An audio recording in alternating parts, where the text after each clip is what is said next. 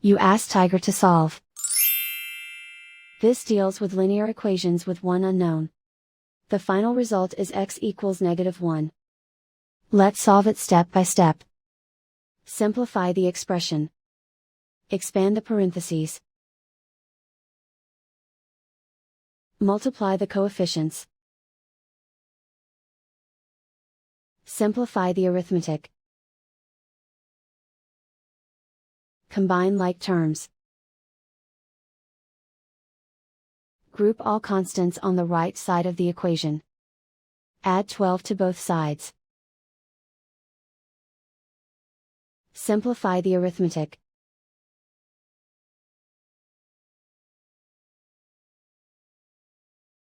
Isolate the x.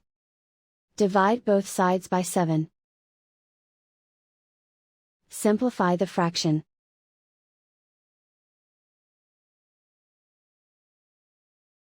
And so the final result is x equals -1.